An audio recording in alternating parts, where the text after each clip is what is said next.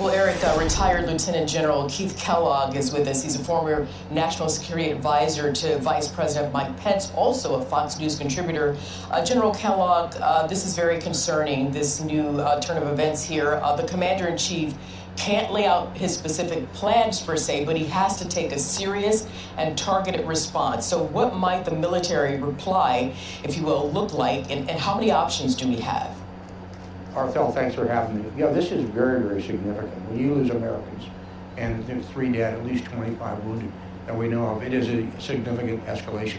Look, I go back to what President Trump said in his State of the Union in January of 2020, when he said very clearly, if you attack an American, your life is forfeit. Well, we've just had some Americans killed.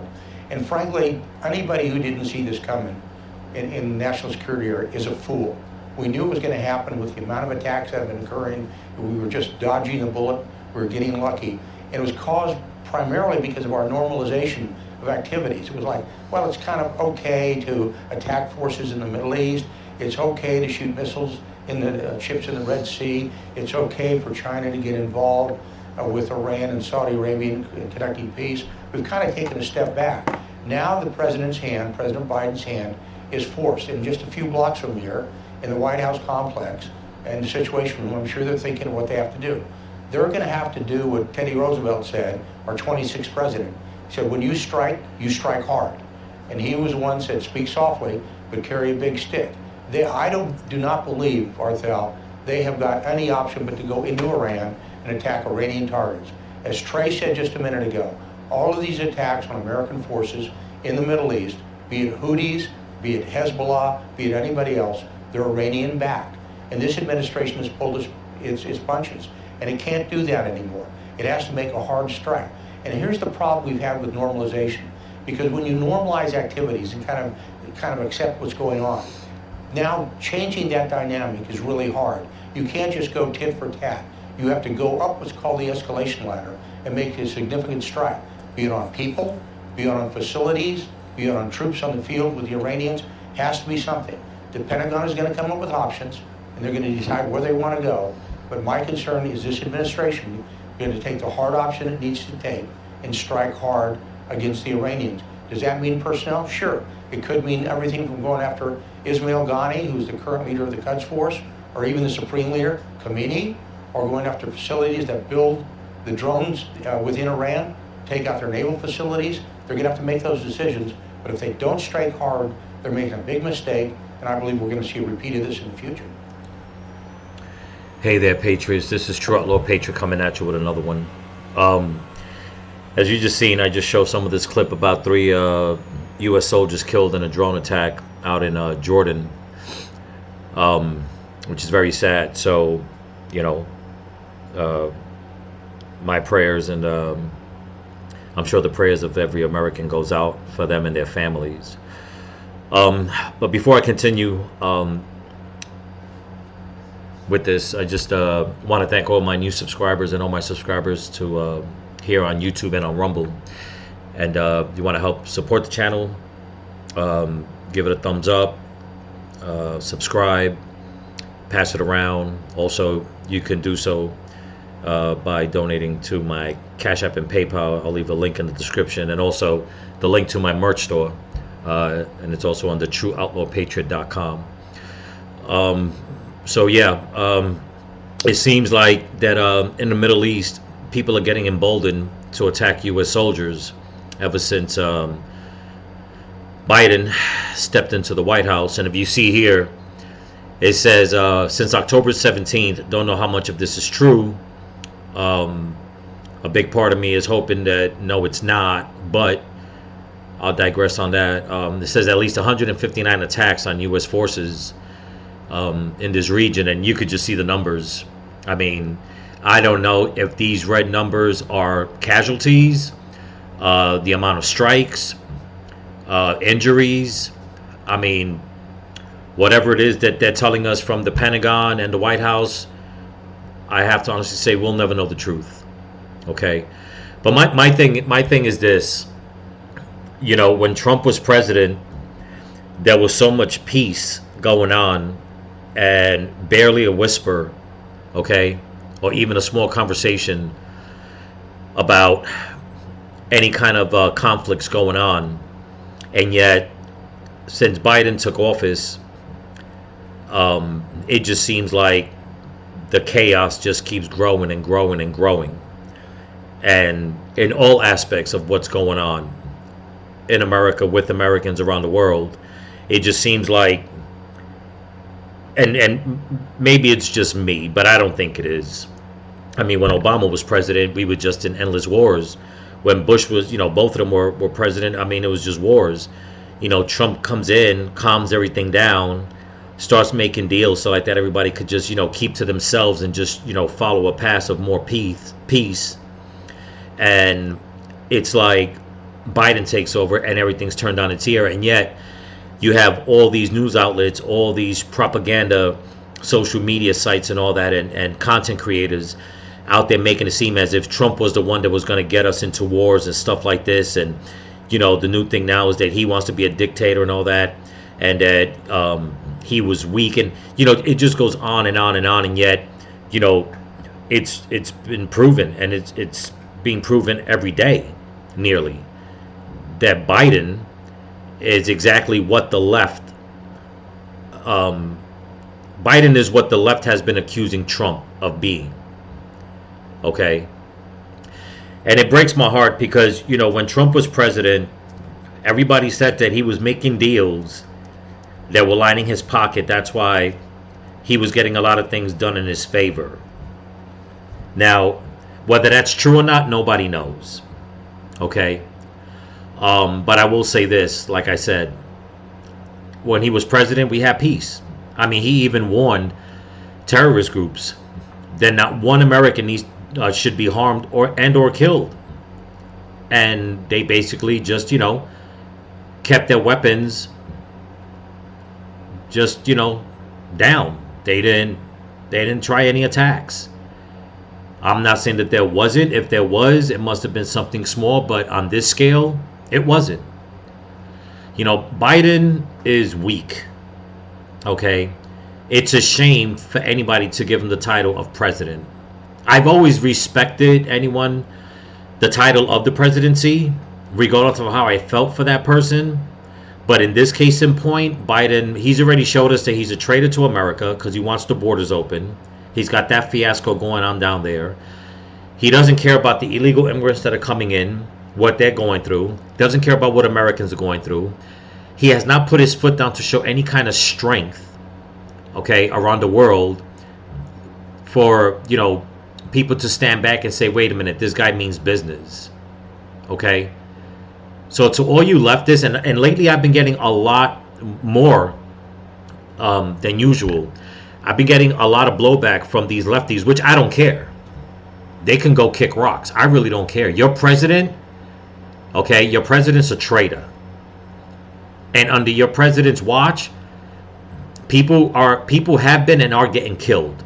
Be it at war, be it in the streets in America, be it at the border, be it in the inner cities. Under his watch, people are being attacked and being killed. Why? Because of his agenda, his ideology. Use people's ideology. Okay? Where you go and attack innocent people. You don't care about safety. You don't care about the American way. You don't care about America the same way he doesn't. And it's disgusting. Okay? With this whole conflict going on in the Middle East between Israel and Palestine, this is not going to get better. I mean, I pray it does. Don't get me wrong. But with the way things are going, I mean, we're going to have to hold our breath a little bit.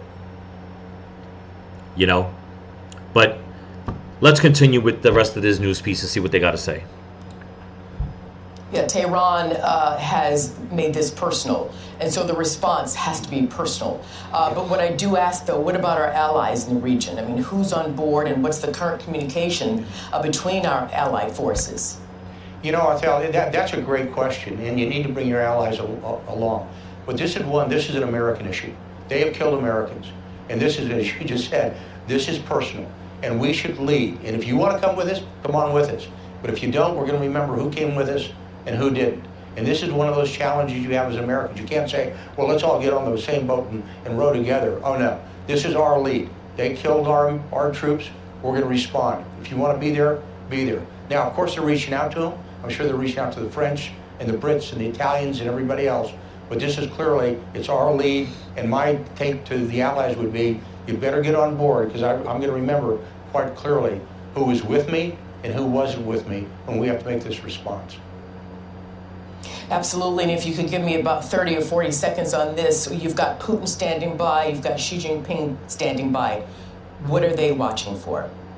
Oh, great question, Arthel. They're watching our response, and they're going to key off our response. That's the reason I was very concerned about normalization, because it kind of accepted everything. So they knew they could push, and they push hard.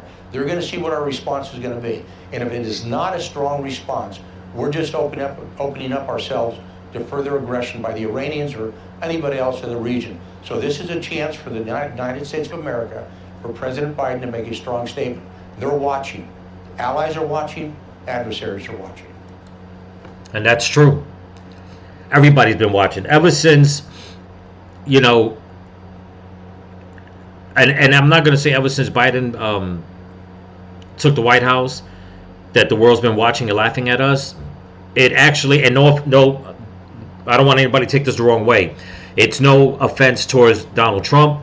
I back him up 100%. No offense towards anybody on the right or anything like that, or even pro-American, even if you're not on the right. But since the day that Trump came down that escalator where people on the left and leftists around the world started, you know, ganging up on him, the world has been, you know, laughing at us in a way.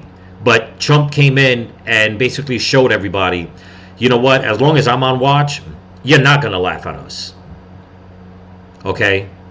Sadly, with what happened in 2020, we're right back to the way it was, like I said, when Obama was president and the Bushes were president. I mean, it's just nonstop war. And it's like, you know, everybody knows that there's money in bullets. I hate to say it that way. It's like the powers that be, these evil bastards around the world. It's like, look, man, you talk so much about peace, but you want to do it, you know, on the heads of everybody else. Why can't you just not want to have war? But it seems like whenever there's a Democrat in power or some rhino Republican, you know, that's what they want. They want unrest. You know, we got so much going on here in the United States that now here we are, okay, on the brink of another war. And it's like, when does it end? Oh, I'll tell you when. When Trump was president, that's when it was ending. But nobody wanted, you know, the mean old orange guy in the White House. And this is what we got. We got a traitorous, weak president in the White House, and I'll keep saying it. He's a traitor to this country. Him and his whole damn cabinet are traitors to this country.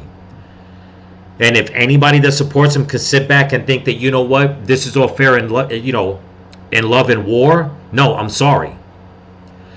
You talk so much about being hurt, you know, through words, and you talk so much about, oh, everything's so, you know, hateful and we shouldn't have wars. Well, here you go. How are you going to go and talk to your boy about this now? I mean, it's so disgusting that even, I mean, for, you know, a while now, all these Palestinian protesters, pro-Palestinian protesters, they're going after Biden too.